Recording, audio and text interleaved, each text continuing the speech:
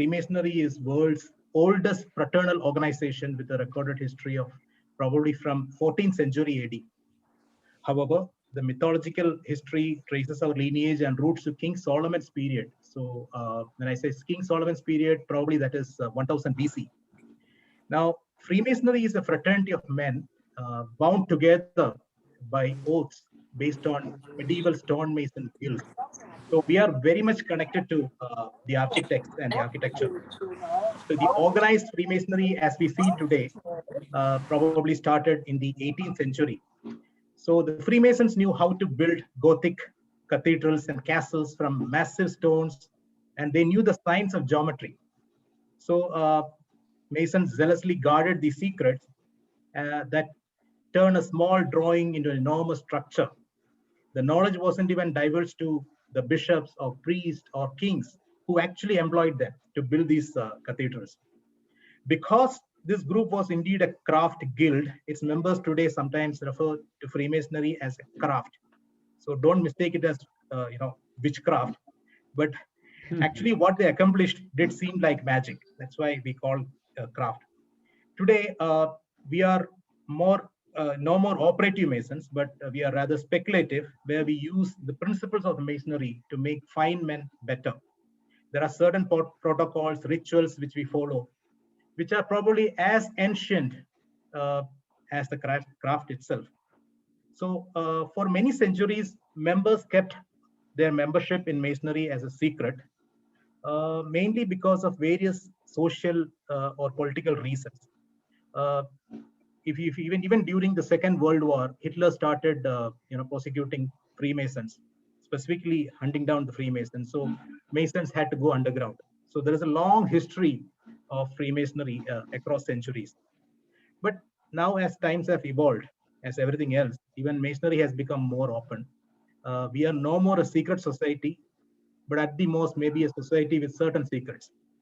So these days, we conduct open houses every year where our Masonic lodges are open to general public, and even questions are answered. While our regular meetings are still conducted inside the closed doors of a Masonic temple, we call it a lodge. At Silvery Lawn Lodge, which is under the rules of United Grand Lodge of England, we decided that we would also conduct virtual meetings on topics where we could even involve both Masons as well as non-Masons. So that is the reason we are here today. And we have a very interesting topic. Mr. Varun, a very accomplished architect and a town planner, he'll be talking on the topic today. And I think Brother Venkat has already introduced him. Brother Venkat, would you like to introduce him again, or have you already introduced him to the panel? Sorry, I have already introduced him. Okay, so over to you, Mr. Tarun. The stage is yours. Good evening, everyone. Thank you very much for having me here. It's an honor and a privilege because, particularly, when Venkat sir told me about this, not only as an architect that I feel about what I'm going to talk about, just as the topic says, diminishing life support. Architecture is very much interwoven with our life, and somewhere down the line, I feel there has been a certain amount of ignorance which has led to the detachment from the core values of architecture, and it has brought in a little less understanding of what architecture is to all of us. So I'm going to try and bring forward my thoughts, and I hope that the essence of it will be understood and appreciated, and it will bring in some change to our society through the help of this. I'd like to request if I can share screen because I have a little presentation as I go along, some pictures to be shared. Can I share screen here? Of course you can. You can. Yeah, yes, sir. Thank you. I'm just going to do that. Okay.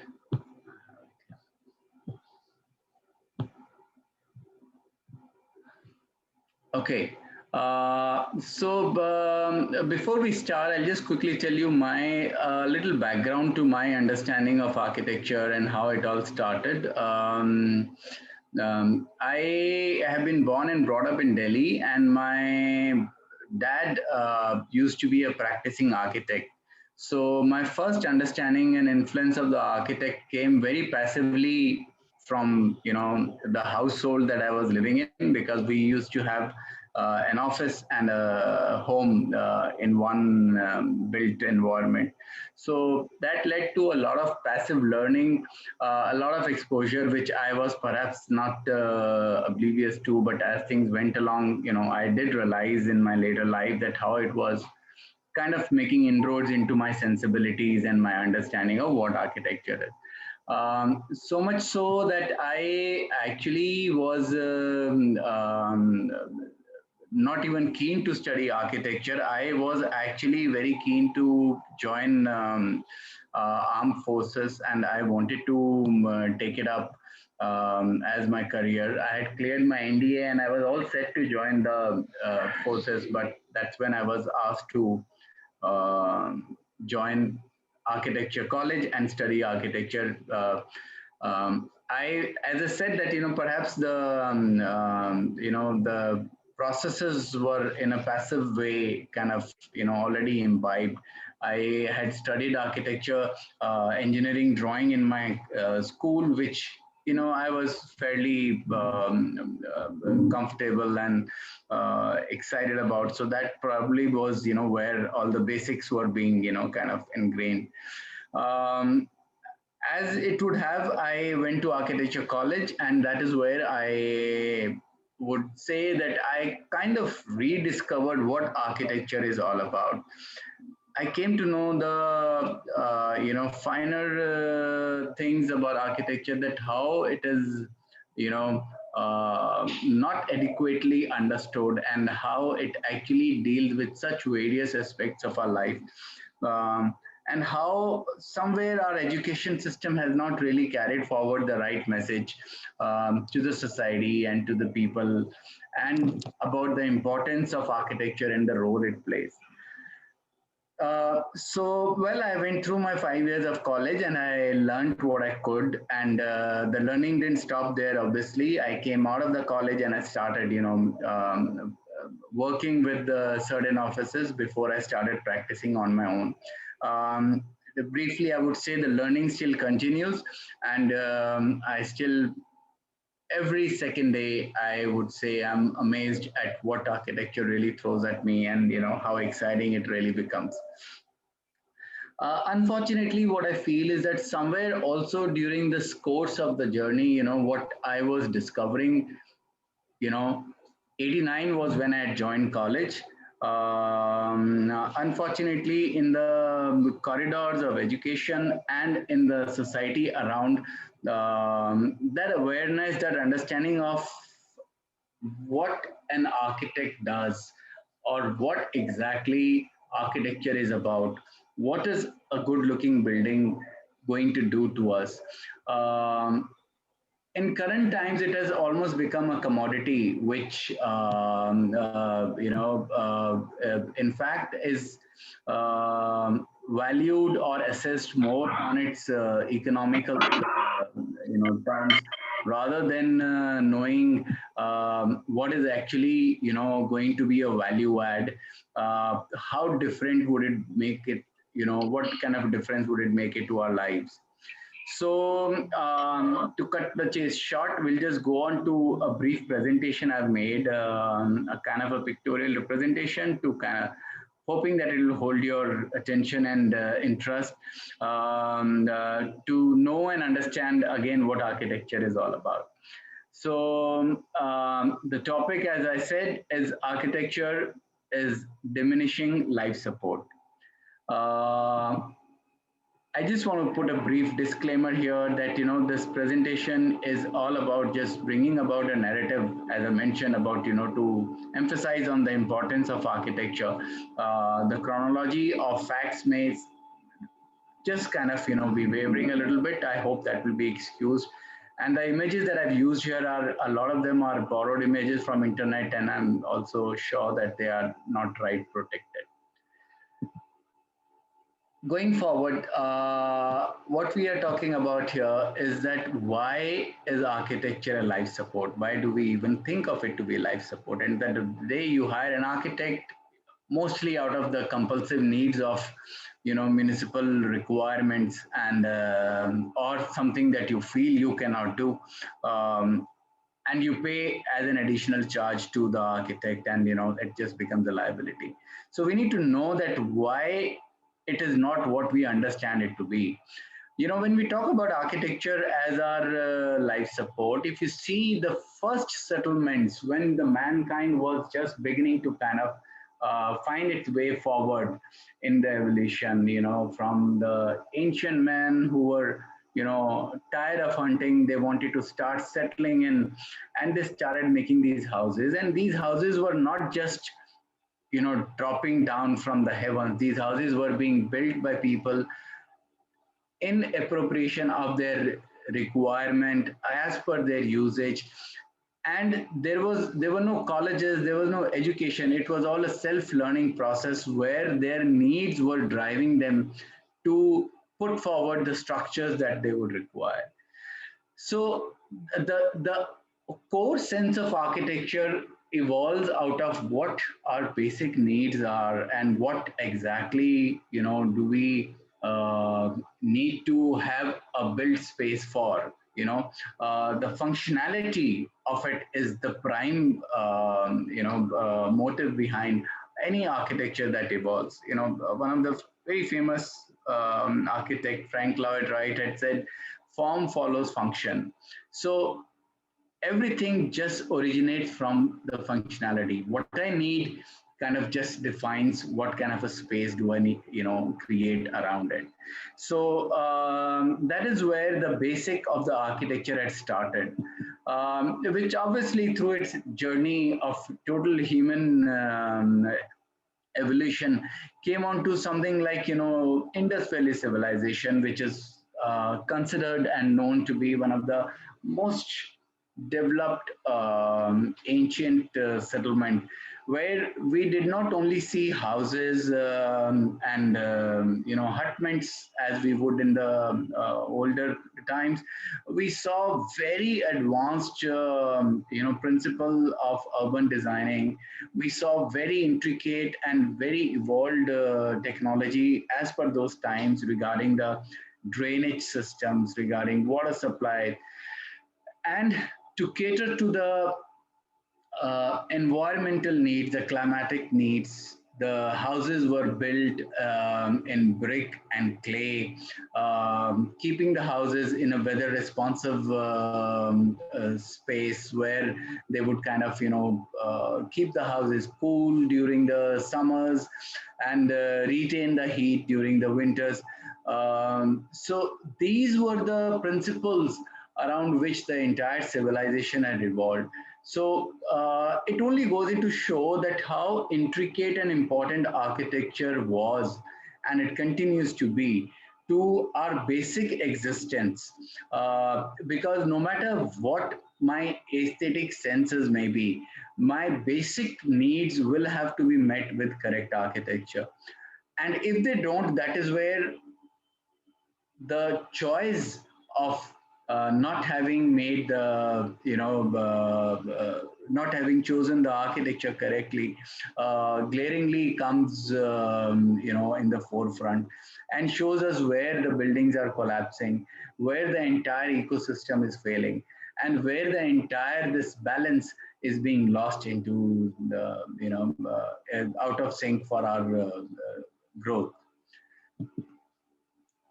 If we just move further and try to look at some of the ancient houses and how things were developed, I have some of the images here which actually talk about, houses in China, houses in Greece, Italy, and of course in our own country, we've seen a lot of these houses, as we do, are built around courtyard. Now, there's a reason and a purpose to why these houses were built around courtyard. Yes, of course, even that's not how they were built across the globe. But one of the basic reasons were that they were being addressed to the climatic needs of the zone or the area they were being built on. You know, things like air conditioning or any such mechanical device were obviously not known at the time, and buildings were designed to respond to the climate and to retain the temperatures to the comfort level of the occupants. Now, another very important thing that we see here about the courtyard is about the purpose that it solves is, besides maintaining temperature balance, it also provides a space for social interaction for the family members and with other occupants or people visiting the house and all. It also kind of creates a positive space within the house. You know, the houses were being built, you know, those times the development was not as we see them now. You know, most of these places must have been built in isolation, so to keep them protected from outside but to create a positive space inside within the house, trying to bring in more positivity, trying to bring in a space where people could interact with each other. You know, the occupants could just, you know, have their own gatherings and various such things that could be done around them. In typically Indian houses, we would see, you know, a place to worship also in the middle of the thing, because you know, worshipping has been an important part of our lifestyles and you know, our culture. So, looking at these, when we see the such development and we find the common threads in what was happening, it is no incidence. It is a kind of a, you know, of course, the communication at that time was not so that, you know, people sitting in China would download an image of what is being done in India, or somebody sitting in Italy or Greece or any other part of the world. They would have their own response. And it's very interesting to see that how some of the common needs were being addressed through common measures. And that's where the strength of good architecture is.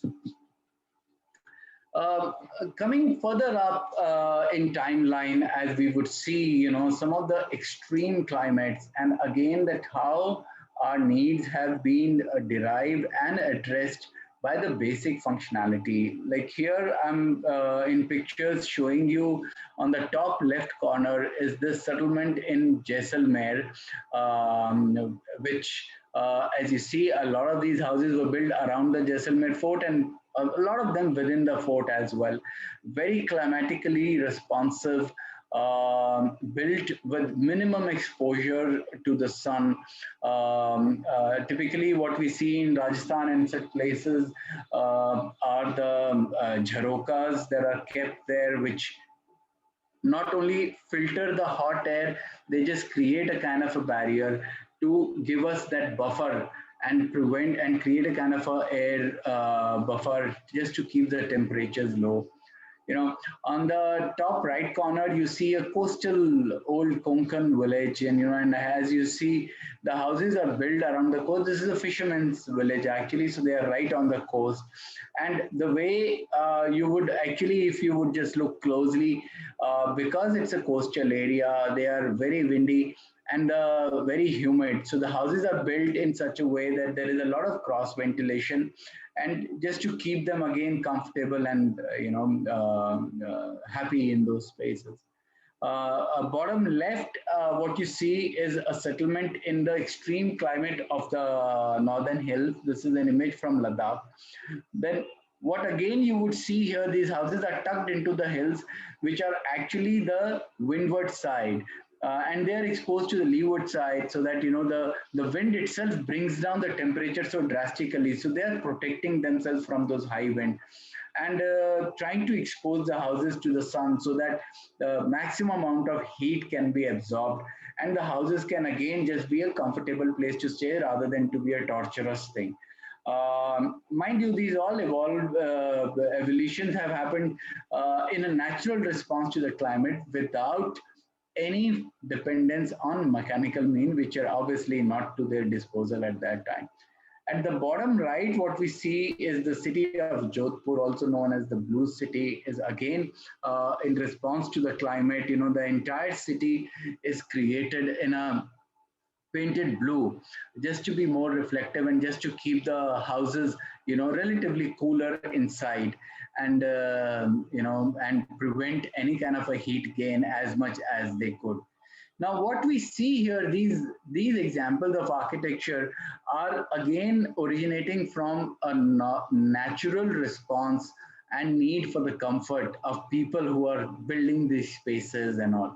What also happened during these course of time, and importantly, was how architecture not only remained in the confines of the basic need, but it traveled and it became a need for the aesthetic, because the visual value that it adds, besides the functionality, is also very important part of the build space.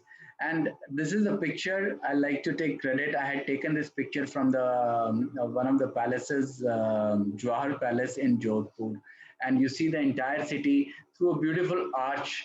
Of course, this is a modern picture, and you see, the city has expanded beyond its means. And what I'm trying to depict here is that how the two together bring in a synchronization where the cities are growing out of functionality, and at the same time, from those who are able to, and for those who can patronize the art as a form of built spaces, is being done. These beautiful arches and these structures were obviously built by the Maharajas and various kings in those times for themselves, and some of them for public spaces also. What's very important as we travel further in this talk is to understand that how the two are very critical to coexist, which further adds value to the total essence of architecture. We'll just come forward now to the times, of the modern India, and how how the architecture crossed the boundaries. What we saw in the previous slide was, there was still a huge social demarcation. We are currently talking about this in totally Indian context. So there was a huge demarcation because of the economical drift that we had. Only a selected few, the nobles and the royals, would have the access to money, and they could only, offer patronization to any of these, structures to be built, whereas the commoners were always living in the basics. And with the Britishers having colonized, our geographically our country, which later on went on to become India, they, of course, for their own means, but they brought in a lot of awareness and exposure to the architecture that was happening in the Western world at that time. The top two pictures here that you may see are from Calcutta. That is where the Britishers had come in first, and the next port they had hit was Mumbai, or the Bombay as they called it at that time. So what you see here, the Taj Hotel, the iconic Taj, and the Gateway of India, and some of the buildings as they were in Mumbai at that time, and on the top a city as Calcutta was evolving, and again some of the iconic structures of the of Calcutta. Now, what I'm trying to emphasize here is that how these built structures were bringing a character to the city, awareness to the people of the city, how it was kind of creating an education. It was just bringing forth to the people that how these structures are important, about creating landmarks, creating sense of belongingness, and at the same time adding an aesthetic value to the city. In most of the cities, the largest cities that we talk about, have seen those impressions carrying forward into smaller buildings as well. Everybody would not go around and build a Gateway of India or a Victoria Terminus, but then understanding and awareness of these different styles brought in awareness to making buildings also like that. So, like in Delhi and in Bombay, you see so many buildings which are old buildings which are built in, Art Deco, so that appreciation only came in when this awareness was coming in, which was very important at that point in time, and to bring the thing forward. Uh, as expected, and certainly to our advantage, after the Britishers left and our government, Indian government, took over the reins of the country, they obviously had a huge task cut out for them. And with a country which was, of course, struggling with, poverty and various other challenges, it was also important that certain trends were set, certain awarenesses were brought in, certain landmarks were created, where one would aspire to do more in that direction. One of the one of such giant leap was taken when French architect Le Corbusier was brought in to design the city of Chandigarh along with his team, and um, Chandigarh till date remains one of the best designed cities, as you may agree. What I'm showing here are a few of the images of the Capitol complex, and just a street there, one of the typical streets of Chandigarh. As you see, Chandigarh is rightly known as the city of garden. Um, till date, with all the with so many years having gone by, we still see Chandigarh, a very, very green city, very much usable, still not as congested, and it is still kind of addressing a lot of, urban and social concerns that we have. The city is designed in that way. Obviously, it was designed and not an organic. It is totally a grid planning that we see here, which sometimes may appear to be a little monotonous and boring, but keeping in mind that how cities almost sometimes have to be, put forward in a pattern which is like an industrial growth, knowing that, okay, there are going to be more people coming in, there are going to be businesses that will develop, and the city has to respond to that. If the city is not anticipating such growth pattern, they are bound to fail, they are bound to collapse under the load of such development. Uh, and rightly so, with the with the steps taken by our governments, we brought in Le Corbusier and we brought in the awareness. That awareness carried forward, and one of the hub of architecture in those days became Ahmedabad. As a matter of fact, I probably can claim that Ahmedabad is one of the finest cities in terms of the modern architecture that it possesses. Uh, on our screen, we are seeing two projects. One is IIM Ahmedabad, which is designed by Mr. Louis Kahn, and we see Mill Owners Building, which was designed by Mr. Le Corbusier himself. On the bottom, I've particularly put in a house of Sarabhais, who were one of the patrons of good art and architecture, and they had hired Mr. Corbusier to design their own house. Now here I'm reflecting upon, Mill Owners Building, which fortunately for us, I say fortunately, because if anybody's seen the CG Road, if I'm correct, it's on the CG Road. Mill Owners is the only building which is surviving in these times of commercialization. Right on either side and in front of it are all huge, I won't like to use an adjectives, but least I would say is uninspiring buildings which are totally crowding it. But if anybody amongst you is crossing this building and if you stop there, this building draws you to itself.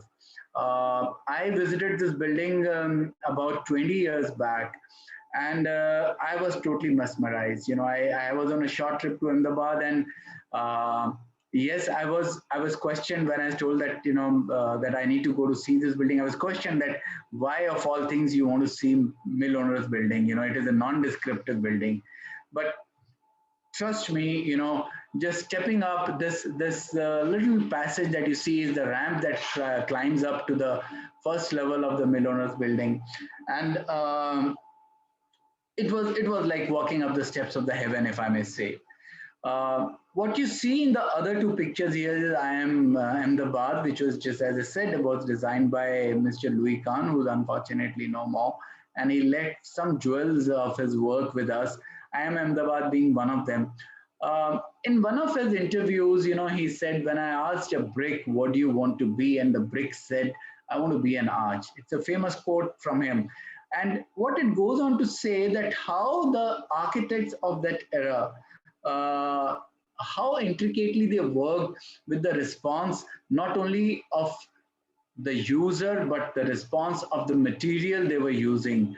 Um, Mr. Corbusier obviously in India worked a lot with concrete structures, and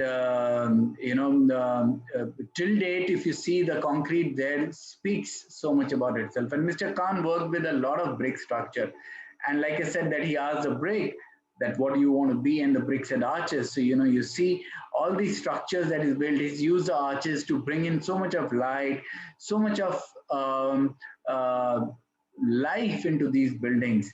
And of course, the aesthetics, which just kind of elevates your own sensibilities, and it's in total harmony with the inside and the outside that we see.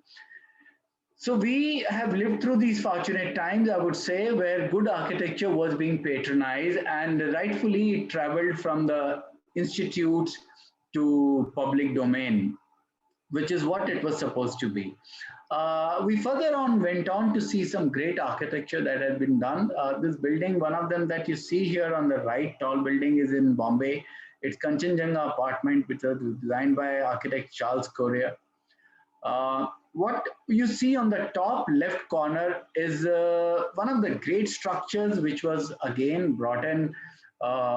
It was in Delhi at the International Trade Fair Center, Pragati Maidan as it is called. Um, for those times, it was a marvel, engineering marvel and architectural marvel. It was collaborated with architect Raj Reval and structurally designed by Mr. Mahendra Raj. And what you see here, this huge structure, since it was meant to be an exhibition space, is a columnless span. And what you see, these triangle, these rhombical structure that you see are all concrete fins which are holding the entire wall and the roof together and creating a columnless space inside. Unfortunately, 2 years back, the structure was brought down only to be replaced by another supposedly modern looking and more space utilitarian building. But yes, I personally feel we lost a great iconic piece of heritage which should have stayed for us to learn and understand for our generations to come. At the bottom, what I'm showing here is an office space which belongs to Mr. B.B. Doshi, who's a master himself. This is his own office, Sangat, which is nothing short of being called an architectural masterpiece. The point I'm trying to make here is that how architecture was in its course of penetrating into our various spheres and bringing in good architecture, and in that process also elevating the social spaces, the personal spaces, and also enriching our lives with just the experience. And for those to be using them is just another things to be talked about.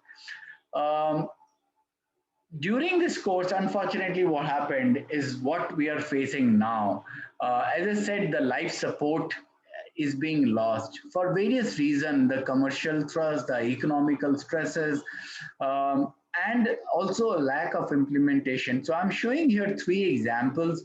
One of them, as you see, is a school building, which as a building doesn't really inspire to be a school building, but then these are the buildings which are being done now. Total lack of application that we see in the kind of building that we are seeing now, they are not responding, like I was just mentioning about Mr. Kant's understanding of a building material. And here we don't see a building which responds to the local, the vernacular architecture, or even the, users, needs. Uh, if I really remove this building's, name which says Delhi Public School from here, I wouldn't be surprised if nobody can guess what this building could be. And maybe if I just, zoom into it and maybe just show the wall texture or something, a lot of us may not even know if it is a building or maybe a kid's, color book or something. At the bottom, what you see is one of the great piece of architecture, which, as I said, has lost its essence due to lack of implementation and controlled, laws. Is Nehru Place. It is a public commercial place in Delhi, which has totally been ruined in its upkeep and usage, just because there is no regulation. There are no proper usages, and it's just been kind of let loose to suffer, I would say, our intentions and our purposes. On the right, I'm just showing you another building and the kind of buildings that we get to see nowadays, as residential buildings, which aspiration would still be a big word of it. They just fail to miserably bring forward any sense of belongingness or any sense of design spaces here. As cities are growing now, what is happening? I'm talking about here how architecture has failed. The modern India. First of all, there has been a huge population growth. But unfortunately, when we are seeing this population growth, for whatever reason that it may be, there has been a lack of vision, anticipation to where is this growth leading to and what do we need to provide for. And in the consequence, we are only seeing cluttered cities. We are seeing, bleeding cities. We are seeing roads which are flooded with cars and automobiles. There is no synchronization into how we are going to, take the city forward. At the same time, in the name of development, we are bringing in, various, taller buildings, faster means of transport. Unfortunately, these are all loose threads which are just hanging by themselves, and they are not being, woven together to coexist and to bring it to the benefit of the user. Rather, what is happening is that while they do coexist, they are in such incoherence that they create, spaces which are, a building like this that you see on the top left corner is the kind of building that we are kind of having nowadays for us to live in. One can, easily imagine what kind of a psychological impact these structures can have on us, or these places to live or to move about for our during days, when we are moving with such kind of traffic, so much of chaos that is leading to us. A lot of us may say that yes, population is the reason for it, but then only thing I like to say is that there are problems that we all face, but then it is also our responsibility to find the solution. To live with the problem is definitely not a solution. Unfortunately, the solutions that we have been trying to look for are the solutions which don't belong to us, and that's where the whole, again, conflicts start coming in.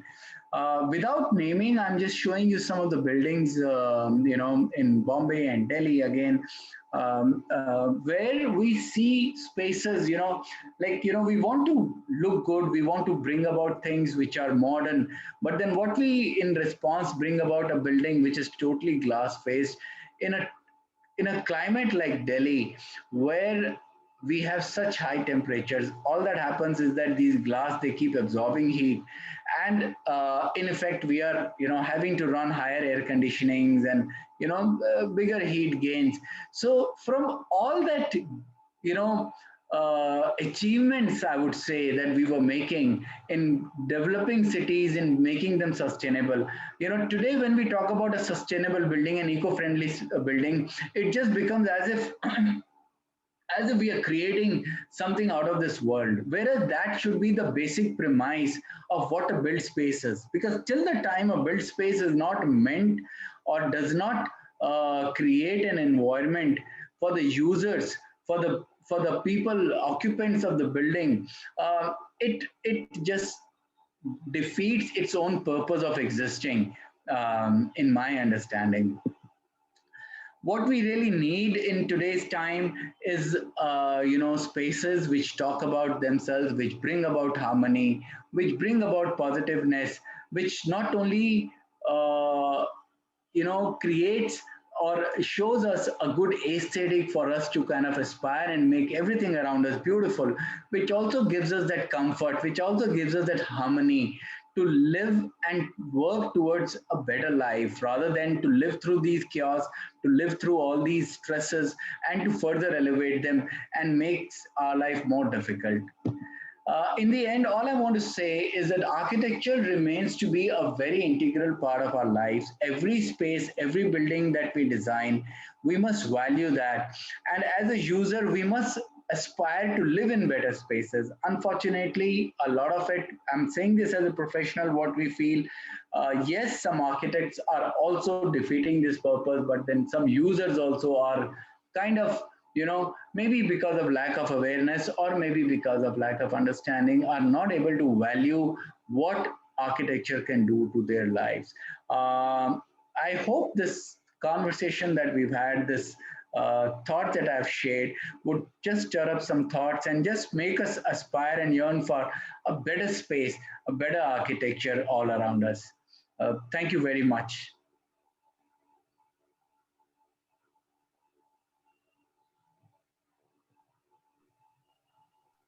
Worshipful Master. Yes. So thank you, Mr. Tarun. That was a very, very insightful presentation. Uh, you can stop sharing actually. Okay.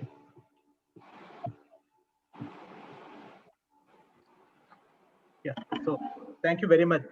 It was a very insightful presentation, and I particularly liked the examples that you have showed to explain how architecture was in the colonial era and probably in the early 50s, and how it has diminished during the current day, and how architecture used to be a natural response to the climatic conditions of a place. Uh, and now, whatever we see today is really not something that is belonging to us. Uh, so what is the solution? Because even today, these sort of new gigantic structures are built by architects only. So where does the awareness really start? Where should it start? Awareness starts by talking about it, which is what I'm trying to do here. I fully agree with you that yes, architects are to be responsible for it.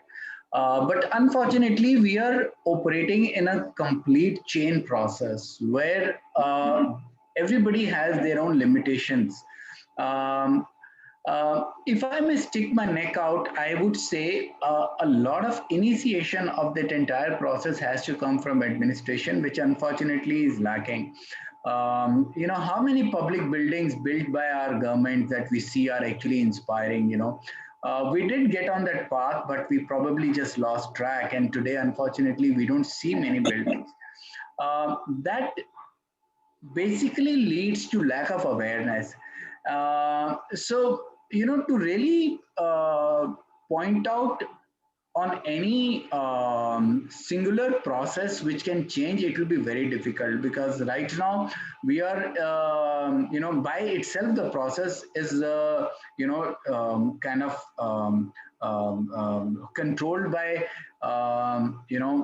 all the users and all the stakeholders. So as a client, if I do not value a good architecture, and if I, often architecture is looked at as a financial liability and not looked at as a value add that you're putting to your build space, Um, so if I don't value that as a client, I will obviously not, be ready to engage an architect who could deliver the thing. There are some, administrative or implementation issues, where, um you know, uh, an involvement of an architect should be mandatory, and an architect should have a role to play. Often we do not see the architects being engaged into such practices by various administrations and systems, where our role becomes important, and there that is being ignored, and hence the solution that we get eventually are compromise or not well informed. So all I can say that yes, singularly it is difficult to point out at what could be done, but collectively, if we all are aware and we appreciate, we know that what architecture, what a built space can do to us. I'm sure that can lead us to a long way into this. Sure, sure. So thank you for that. So I opened the floor for question and answers. So brethren, you may ask any questions, and also the visitors, you're free to ask any questions that you may want to. Mr. Tarun, So, I'm a civil engineer by profession, so. and being in the profession, I see these days in modern times, the modern architecture is going more towards aesthetics than utility. Do you agree? I do not agree with it personally, sir. But yes, you may be right in this observation by the kind of structures that you see around. Uh, I'm a little old school to this, and I personally feel that, as you would also be aware, that as a part of our architecture study, we were taught structural design to some extent. And I feel as an architect, yes, I have to have my creative thought processes liberated of the limitations, but at the same time, that synchronization of a civil engineer's role and an architect's role is very important. So when I'm looking at a building which should be aesthetically good, it has to be structurally compatible. While so I think there's a joint role to be played here, and only singularly we cannot achieve a good solution. Brother Madhav would like to ask a question. Brother Madhav. Thanks, Mashupal Master, and very insightful, Tarun. Slightly different. I have two questions, slightly different from what you have. Sure. One, in masonry, there's a lot of importance which we give to the northeast corner, where we say that the foundation gets laid. And also in Indian architecture, a lot of things get followed by the Vastu Shastra. Yeah. What are your thoughts on that? That's my question number one. Second is, I come from Kerala, like our worshipful master John Matthew. We had a architect who has done a lot of low-cost, eco-friendly houses. His name is Laurie Baker. Mm-hmm. Is that concept still there, or is it a dead concept? So, a very interesting question, because I think, and also very relevant, because everybody, today talks about Vastu, and unfortunately, a lot of times, most of the people get confused also. So, what we need to understand, my belief is that education is never wrong. What is important is the relevance of that and the context. So when we talk about Vastu is right, but then in what context are we really trying to understand that? Vastu came out as an education and awareness tool from a certain premise, And when we are adapting that, we need to understand that premise. Now, I initially, like a typical young guy out of college, used to be a non-believer in Vastu. And I thought that, what is there in Vastu? And, why should we really care? I've studied in college and I know better than what a Vastu person would tell me. Um, but I had my sensibilities more inclined towards climatically responsive architecture and more eco-friendly architecture. So all the buildings that I would design would normally be principled around such things. And incidentally, I got a project in about that was year 2000, and that was a big project. And the client gave me one requirement. He said the only thing that I want, that everything in that project has to be as per Vastu. So I was like, damn, what am I gonna do? Do I leave the project because I don't believe in Vastu? So then I thought, okay, let's take it up as a challenge. End of the day, you have to survive. And when then I started understanding Vastu more, I realized that Vastu is a lot in response to the climate. So, like a lot of principles that you see in our, various mythology, when we put forward and understand that X thing is not to be done, but if you logically try to backtrack it, you will find a scientific reason to it. Yes, a lot of things get concocted and morphed into something which probably go wrong. But if you look at the basic principles of Vastu, everything is scientific. So if you just leave aside layers, what may have been misconstructed around it, you will find principles beneficial. But if you bring about the mythology into it, that's where somehow I don't have a personal belief. But till the time I feel that you are scientifically responding to your needs, you would be on the right side of Vastu as well. Particularly you said northeast. So if you see, we being the tropical location of our country is such that we get so much of sun from the south. So typically when they say keep your north lighter, the idea is that you keep it open because the sun will anyways not be harsh and you'll get the softer light in. And they say keep the south harder and tighter and blocked, because that's where the sun comes in. So if you keep your windows minimum, you will be least exposed to the sun. So this is the simplest understanding as per the science that comes in. Vastu may try to explain it to you differently in terms of various means, but if you break it down into the scientific things, you would see everything is actually meant for your own physical comfort. Thanks a lot, Tarun. That was a practitioner's view. Fantastic. We always do the, like our worshipful Master John said, we came in from the old age stonemasons, but a practitioner's view, I think, makes a lot of sense. I think there are a lot of things which we can take from that. Sure. Thank you.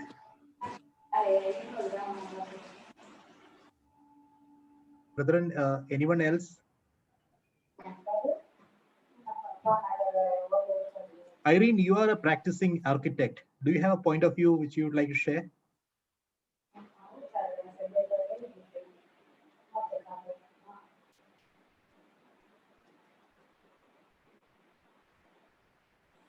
You'll have to unmute herself. Irene, you're able to hear me? I don't think she's able to.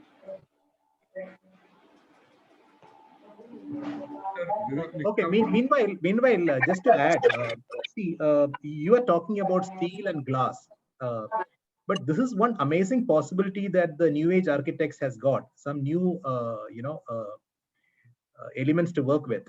Suddenly they can create amazing stuff with that. So how can we blame them for using that to the maximum extent? So, first of all, I'm not blaming. All I'm saying is that be a little more responsive. Technology gives us the option. So one of the ways to say that today I have a glass which is heat resistant, and I can put a glass and just still have that, as you said, an option of very glossy and very, fantastic looking thing. But if you actually go back, why did the glass buildings come into picture? You know, if you track the history, you would realize that, how in colder countries where they needed more sun exposure, they created the steel and glass structure. Also, the intent was to make the buildings lighter, because otherwise the buildings were being made with brick and stuff and they were becoming very heavy. So they started making steel building, and to keep the skin lighter, they started cladding it with glass. So that's where the original evolution of glass buildings came in.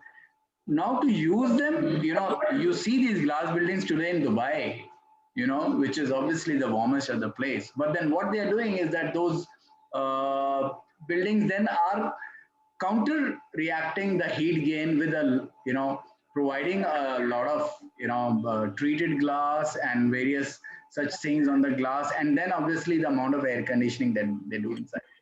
So yes, today one of the ways to look at it is that I have the options today.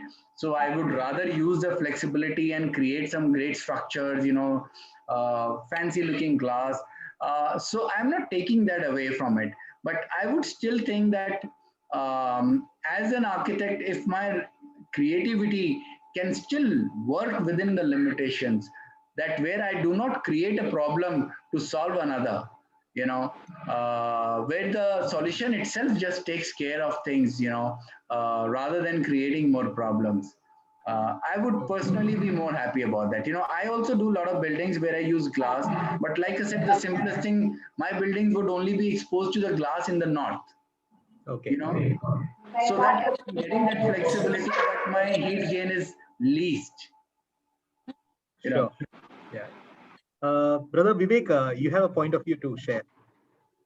Hi, that is really wonderful presentation. See, being a neuroscientist myself, so in last decade, up a point how miserable we feel in living up buildings which are not inspiring, or studying in a building which is not inspiring.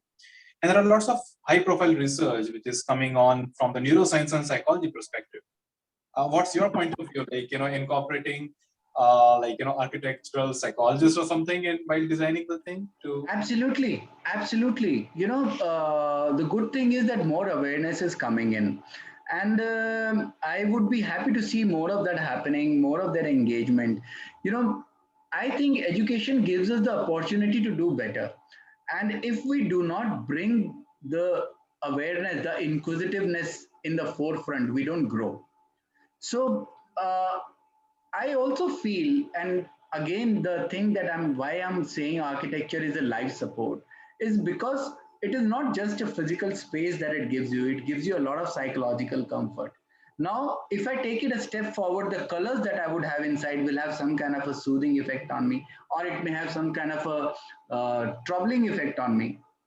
So, and then, as you said, it does affect our sensibilities, our neurosensors, and everything together. So when you want some results from your patient, and your patient is not getting that kind of conducive environment, then you will not be able to get the result. So this is where we need to understand the importance of every physical space around us, what it does to us, and how it just changes the entire problem. Yeah, sure.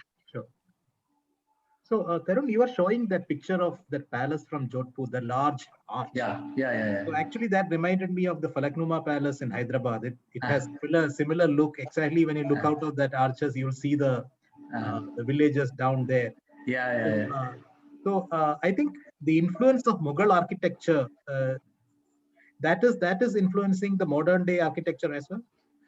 I would not say particularly Mughal architecture. That arch is actually an old palace. It's a Jawahar palace in Jodhpur. And I was visiting that a few years back, and I took a picture standing at one of the canopies of the entire city looking out. So, architecture obviously has evolved, and that's what, again, the process is all about, how, things are practiced in a certain era with a certain purpose, and we move to another era taking the goodness from those learnings and trying to evolve.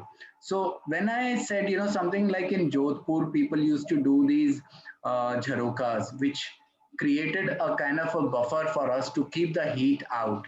And, the wind gush would kind of be reduced. And then a little alley between the main building and the outer skin of the building would allow that air that has come in to cool down, and instead of being a harsh hot air would just be a calmer air for the people inside. So these practices have further been carried out. Some of the old buildings that we've seen in Delhi and around, and where Bombay and Delhi have different climate. Bombay is obviously more humid, we see more open areas, and in Delhi again it gets very cold and very hot, extreme weather that we get. Now what is important is for us to keep moving ahead, keep taking the learning forward. Everything will not be, a constantly right solution. With times, things change. In today's time, we cannot have such thick walls to keep the temperature out. So we find other means to do that. So while we keep learning and keep adapting, if we have our basic intent and basic understanding of what architecture should do, I think we'll keep finding the best solutions. Sure. Any other questions? Brother Venkat, would you like to? I have a question. Sure. I think there are two parts. If you go to Honeyman Circle in Bombay, and I don't know if you know what that is, Tarun. All the buildings have the same design, and that entire Honeyman Circle, for those who don't know antiquity, is the first planned central business district of Bombay. Okay, and all the buildings, every single building on that circle has got the same design, and buildings have different offices. The State Bank on one side, there is Hermes and whatever, but all of them have the same design. So obviously there was a mandate that all the buildings should be built in the same style. Okay, if you come to Marine Drive, it is the second largest collection of Art Deco buildings in the world. Absolutely. After Miami. Everybody knows that part of Bombay. So this kind of design specifications used to exist as part of our building code in the past. Now, if you go almost anywhere, it's steel and glass. Okay, maybe in different patterns, different shapes, but it's all basically steel and glass. Not very friendly material for our country. Doesn't use any of the natural elements that can be used to make the place habitable. In fact, in many buildings there are no windows. You can't open the windows. They're double sealed, kind of things. And when power goes out and all that, it's horrible, inside. It's a very artificial environment. So why did in a certain era aesthetics was given importance, and how did that shift happen? Why did it become more economy and efficiency at the cost of the environment and whatever else? I mean, when did that shift happen? Sociologically, what moved? What happened? Why do we see this happening? And all over the world, all over in all cities. I mean, it's the same more or less. I fully agree with you, and I'm glad you brought it up, because that's where it has been, the balance had tilted. While we were on the track, when I look back, after 90s, we stopped seeing great architecture, So there are various factors that can be, attributed to it. One of the thing is, of course, the economical stresses that started coming in, and understanding and profitability kind of took the precedence over everything else. Second thing, to my understanding, is that for any government to think of what exactly a city needs to grow and to put it forward to our benefit is their responsibility. Now, if children need good education, government cannot leave it to the private schools to do that. Government needs to provide good education in government institutes. If we need good medical facility, government facilities need to be good, and then private facilities. Now, if everything gets privatized, I mean, we are digressing towards of the thing, but then that's where actually the problem also lies. That moment I leave this to a decision of somebody who would be more conscientious towards his profitability. Then their priorities would be not about what will be good for the community. Now, that's why we have governments which we understand and believe do not work only for their profitability, but for the betterment of the society. What decision we make, if you look at a micro ecosystem, uh, as a parent, I would make a decision which would be beneficial to my children, not just for me to make money. I will send them to a school not because here I'm saving some money or in this school they will maybe become somebody and make more money out of it. I would rather send them to a school where they'll get more values. They'll grow up to be better human being. Now, these are the basic core decision making thought processes which somewhere got lost and got out of the hands of the people who were to make these decisions.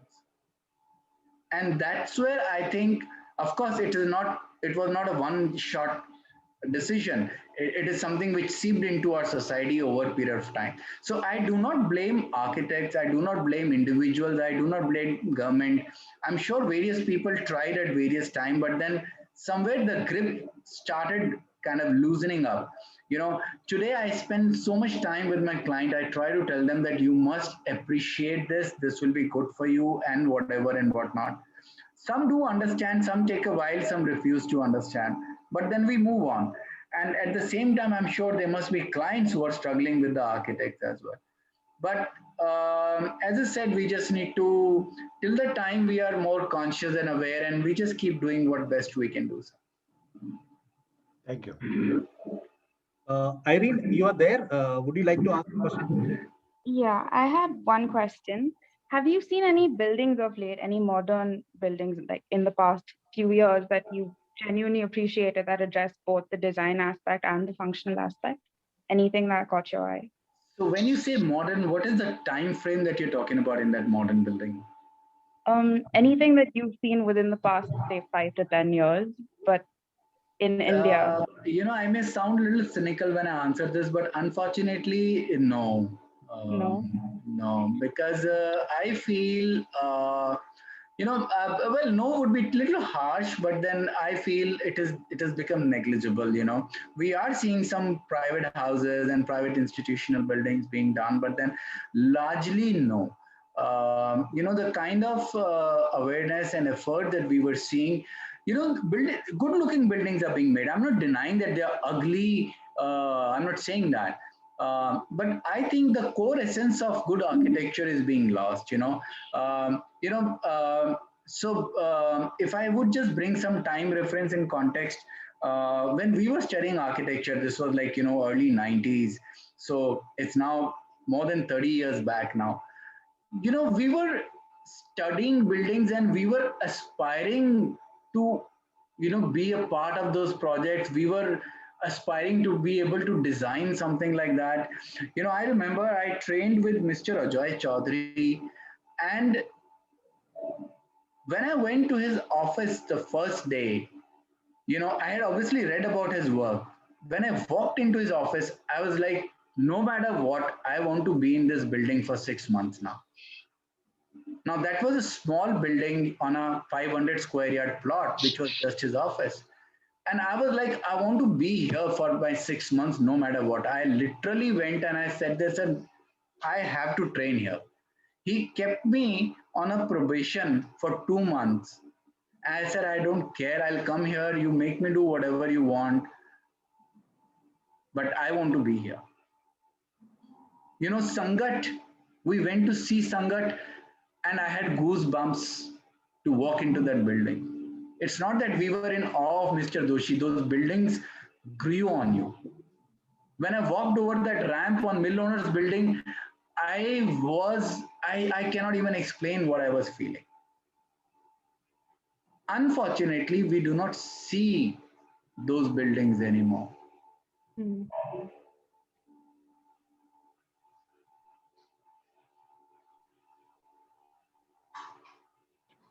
Brother Kaisat, yes. Good evening, Worshipful Master. Brother Tarun, I heard what you were mentioning about Jodhpur. Did you get the opportunity to see a double-layered wall structure? A house made of it's like this. It's like two walls placed side by side with an inch or an inch and a half of air volume in between. Did you have the opportunity of seeing that? It is there in the old section, which is now sort of, they have closed it for general public. Sir, unfortunately, I didn't have the opportunity to see it. I did have the opportunity to read about it, and I had the fortune of designing a building like that, sir. In Delhi, I had done a project. Again, the good thing was like what we were just talking about Vastu. My client was very Vastu inclined, and he told me that his south has to be totally blocked. And he said that that has to be a 13.5-inch building wall because he wants it to be heavier. So we created a cavity wall for him in 13.5 inches. We saved on brick. We gave him more thermal insulation. And I'm very proud to say after the building was designed, the client is very educated and very, involved in that building. So this was a corporate office where he moved his 5 offices from different part of the city into that one office. He made a comparative analysis of the total square footage. And after 3 months, he shared with me that his electricity bills have come down by 30% on per square foot area. So for me, that was a compliment because I knew what I had done. And then I shared with him that what I had done and what Mr. John was just saying about the creativity of the glass. In that building, we kept a lot of glass on the north side. And, so it gave them, he said that I don't switch on my lights till about 5 o'clock in the evening. So my entire office works on natural daylight. Now, this I'm saying specifically oriented towards the heat. Yes, sir. Yes, sir. I had the opportunity of visiting in Jaisalmer, like what I was mentioning, in the old section, which is now closed to the public. It's a double-layered wall, and in the heat of summers, it is like a natural AC out there.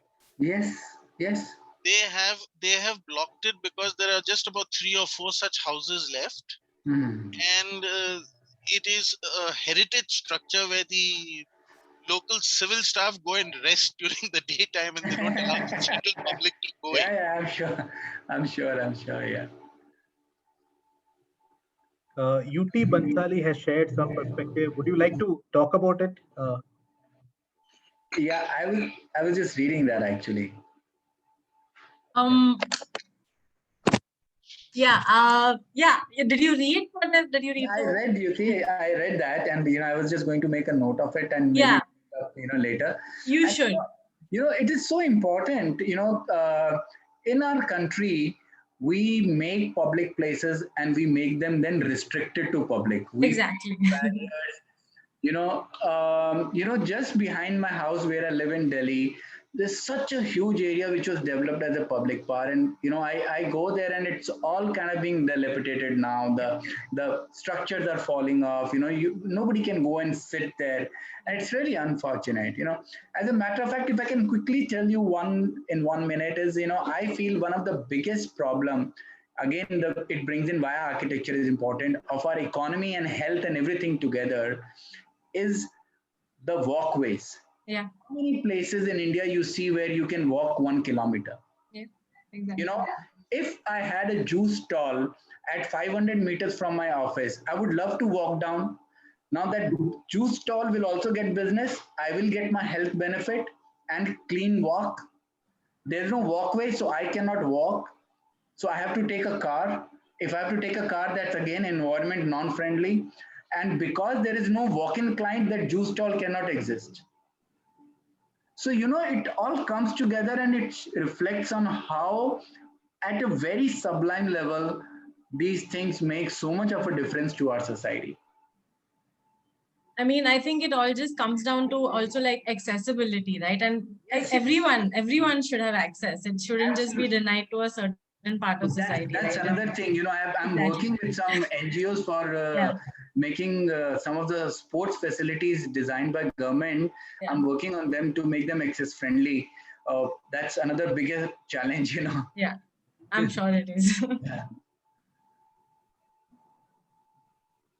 I think we have time for one more question. Arun, I can't resist asking you one question. Sure. What is your views on Antilia? From an architecture perspective. View on? The Ambani's house. Antilla. Yeah. Antilla. Antilla. Do you really want me to say it? And do you assure me that this chat is not going anywhere? That's one thing about Freemasons. We keep secrets well. That's what I'm saying. Yeah. This is If being recorded. you know, if this is end-to-end encrypted, you know, then I can say something. No, you are being We recorded. are known to keep secrets. You can go ahead. Then I'll reserve my comments and I'll share it over a drinks with you.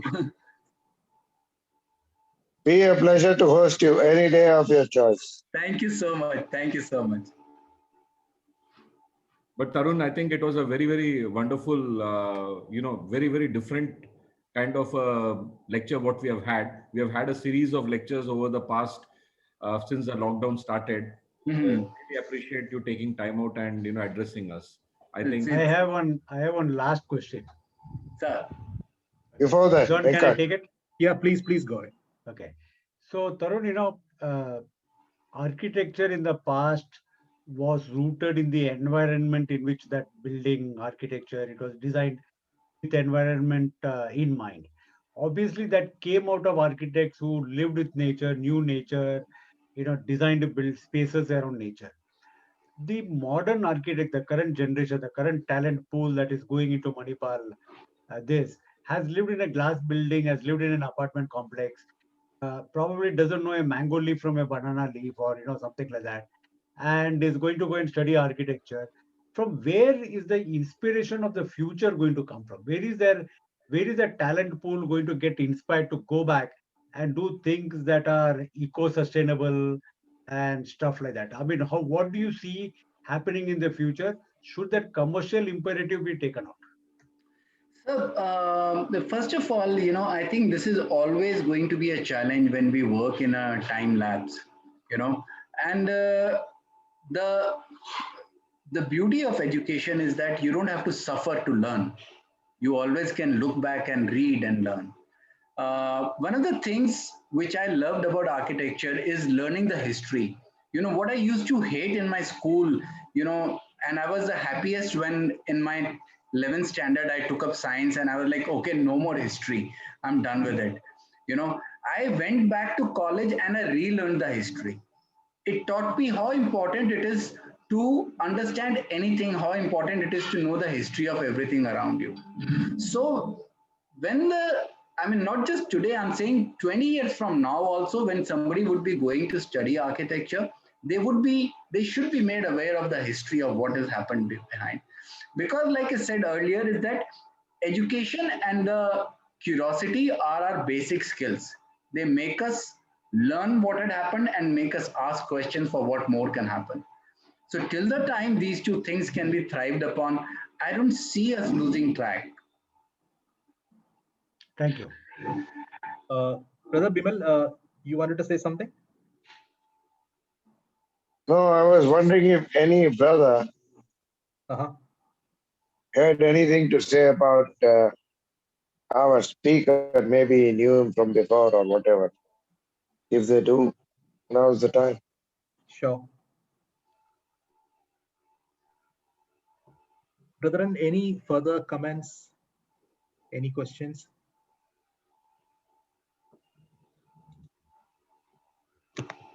Brother Kaisad, were you raising your hand?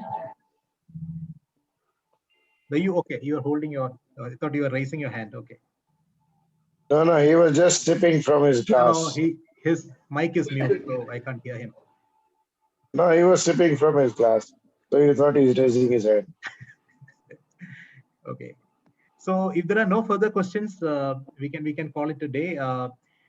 Thank you so much, Mr. Tarun. It was a really wonderful presentation, and really, I am sure we will also start looking at it from that perspective when we see different new buildings that are coming up, especially in places like Hyderabad, Pune, and all. Every day we see some. Because I lived in Hyderabad, so that's why I'm particularly talking about Hyderabad. If you go to the high-tech city, you see buildings with glass only all around.